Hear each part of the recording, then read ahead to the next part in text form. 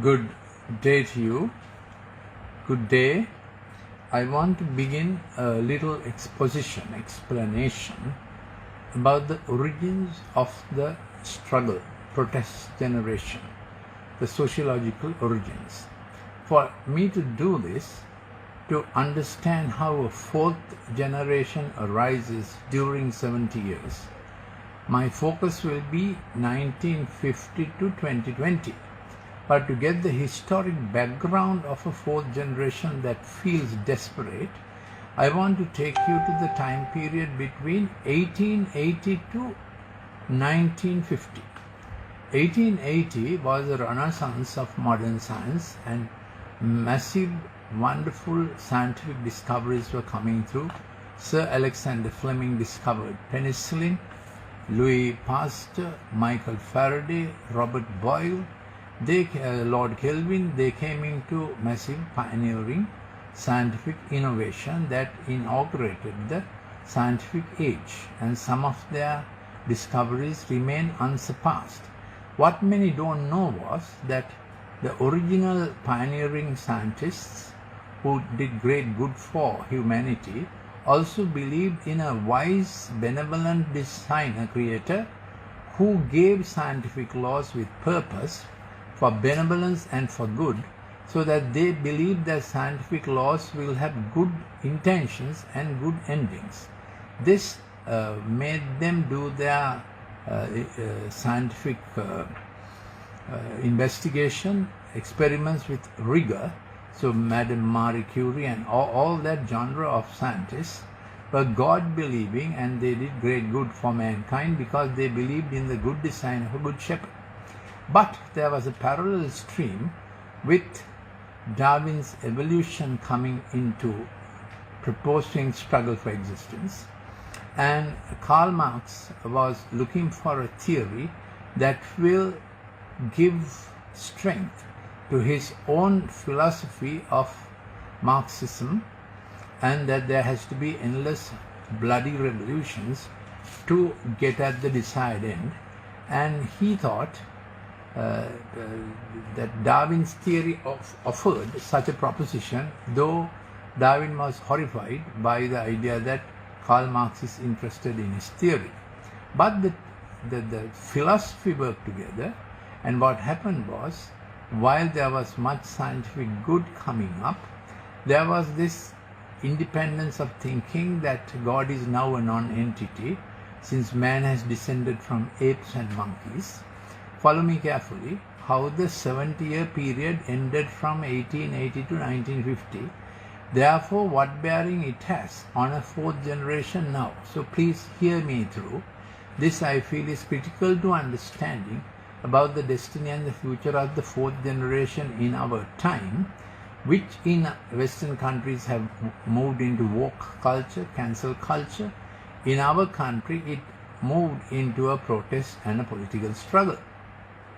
By 1917, the fourth generation of that time began to reap the consequences of the communist revolution, and youth were in the forefront of tearing down the structures.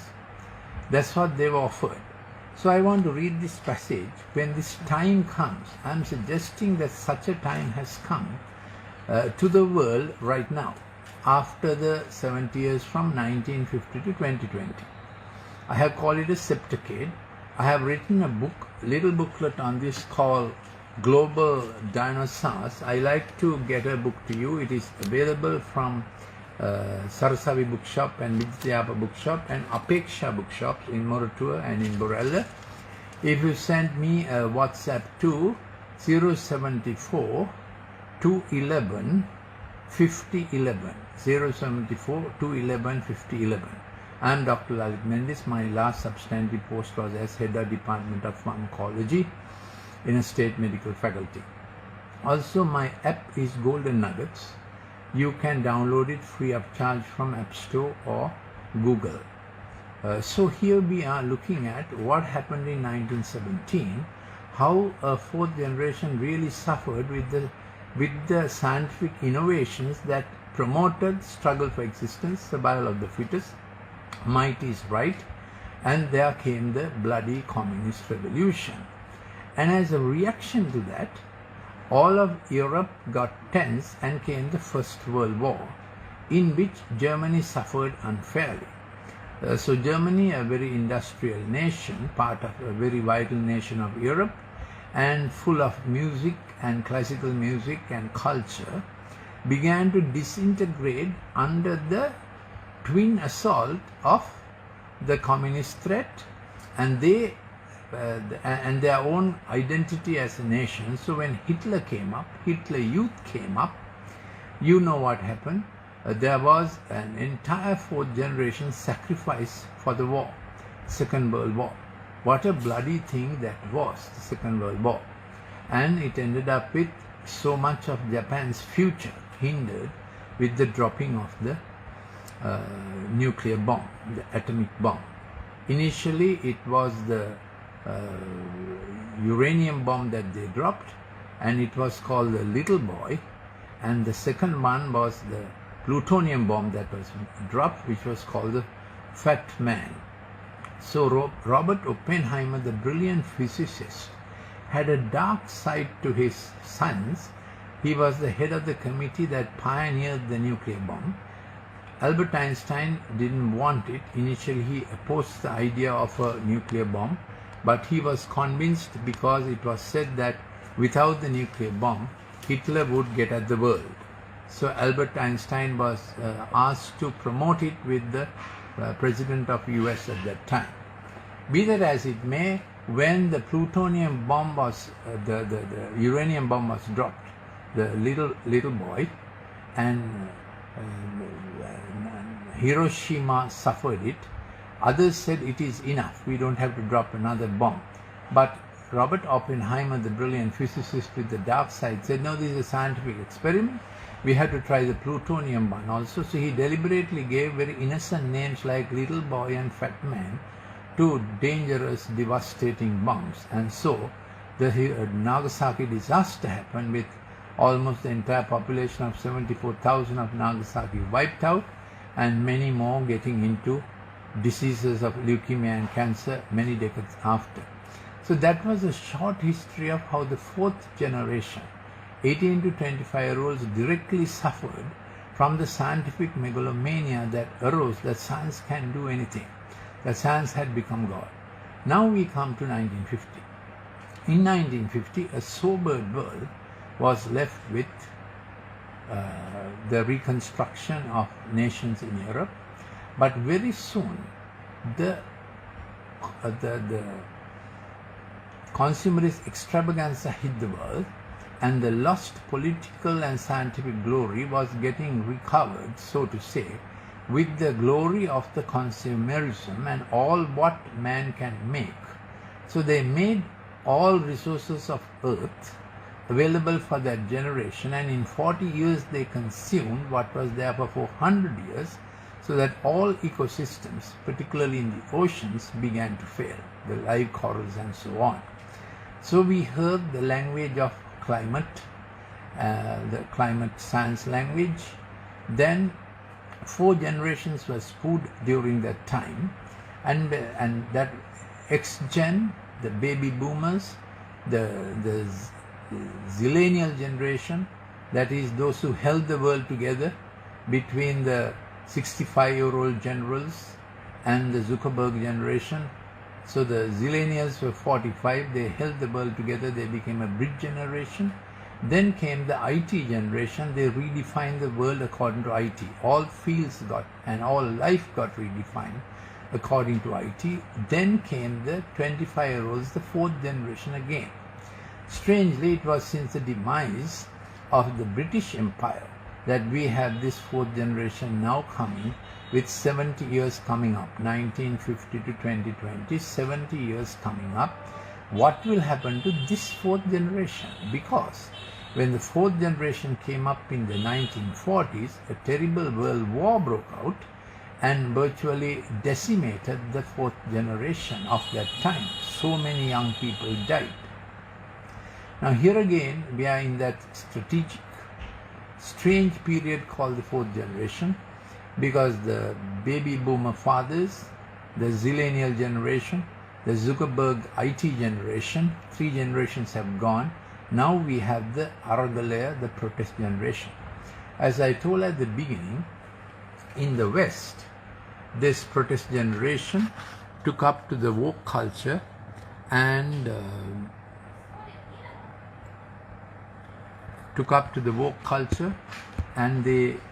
the cancel culture, and they cancel all what the fathers had done. So Winston Churchill's statue toppled because he was connected with slavery and so on. So Black Lives Matter, woke culture, cancel culture took hold of many Western capitals. Then the 4th generation in our country went into this protest movement. So here is a passage that describes the times that are. Let me read it to you. There is going to come a time when the supply and support, bread and government will run into problems in every nation, every city. Mighty man and the warrior, judge and the prophet, diviner and the elder, the captain of 50 and the honorable man, the counselor and the expert artisan, the skillful enchanter, they all will be negated.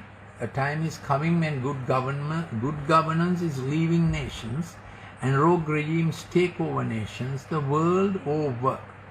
And what held society together, executive, judiciary, legislature, begins to get dismantled for different internal reasons, but there's an overarching, pervading global influence of a global elite wanting to become global dinosaurs and do the global thing and take over all the nations.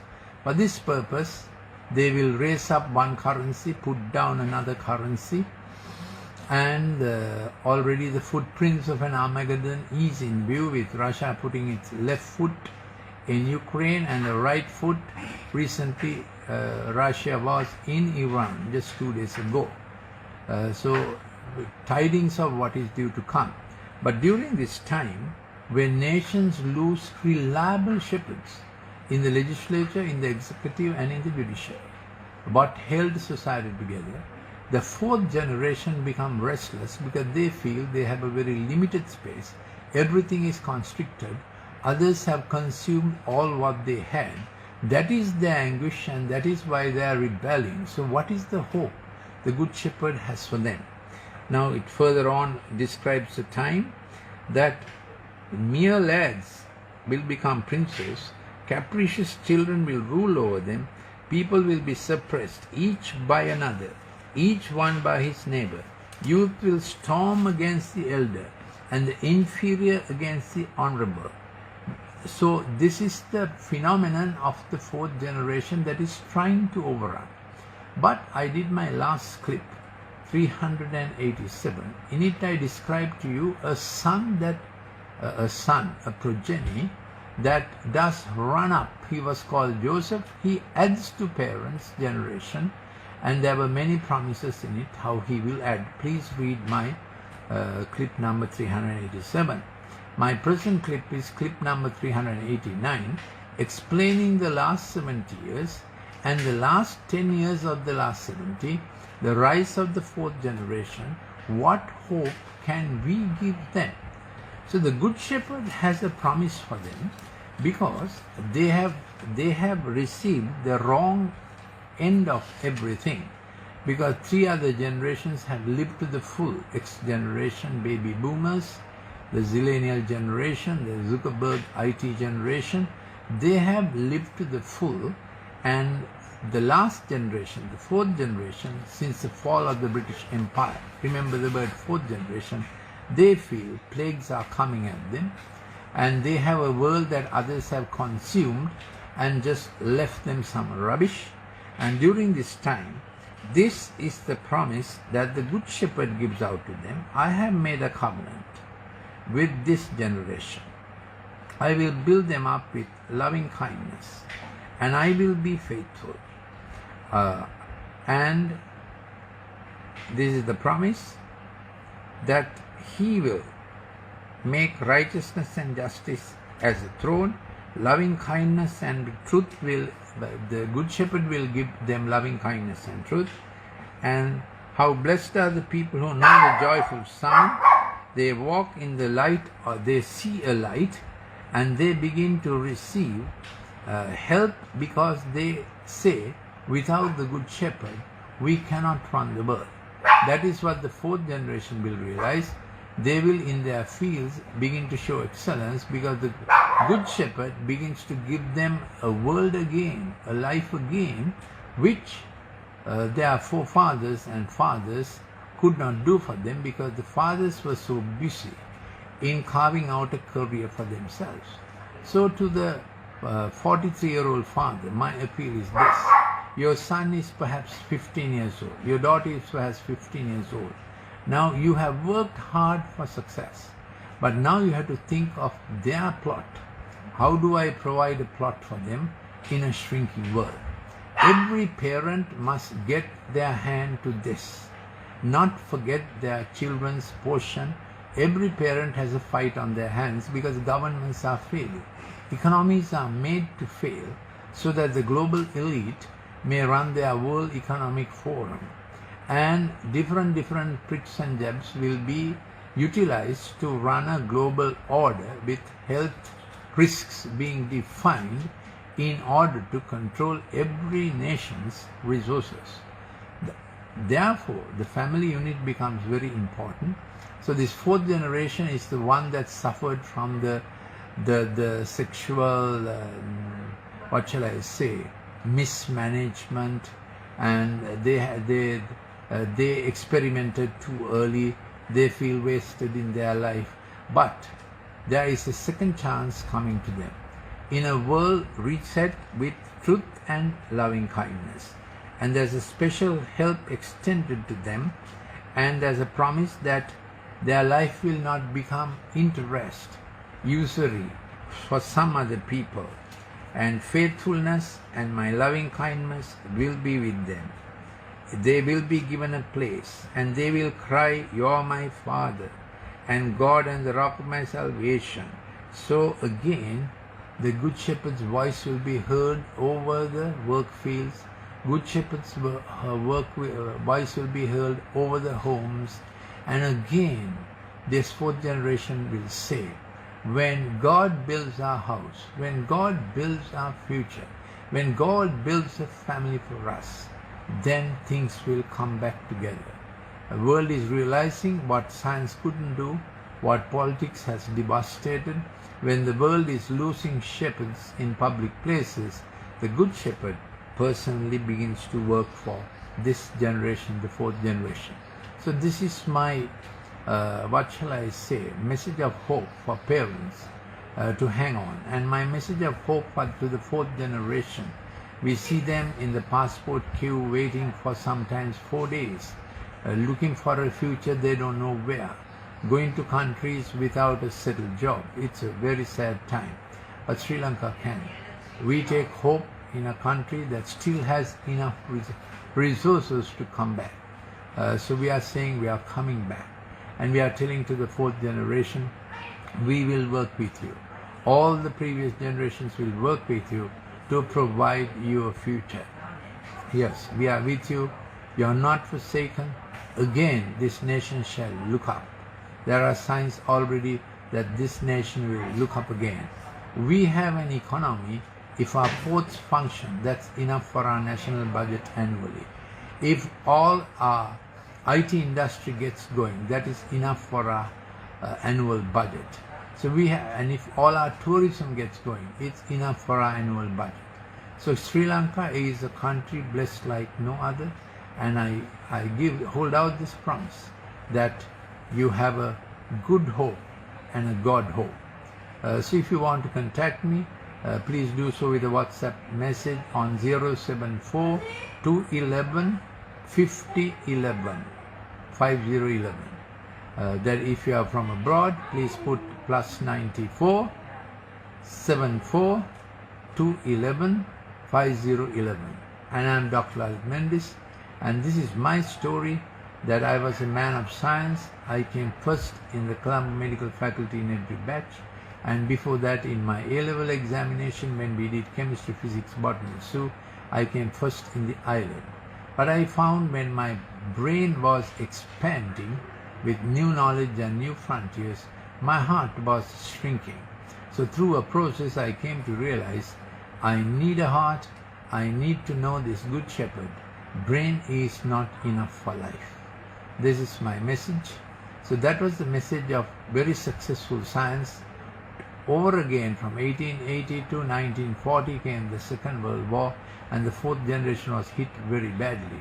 Now again, when consumerism has become God and God has become extinct, people think Good Shepherd is holding out a hand again. Please do contact us. I have many other clips available on different subjects. This is my 389th. Thank you for listening. Give a chance. You can invite this Good Shepherd to come into your life and say, he promises, he says, when the Good Shepherd is in your life, you will not suffer lack. He leads you by green pastures into still waters, more green pastures, and when a valley of uncertainty comes, he has a path that he leads you on. And his rod and staff, they comfort you. He prepares your table, the position in your life, the portion in your life, the people in your life. He has a promise that he will fill your cup. He will anoint your head with oil. Give him a chance in your life. Take hope. Thank you for listening.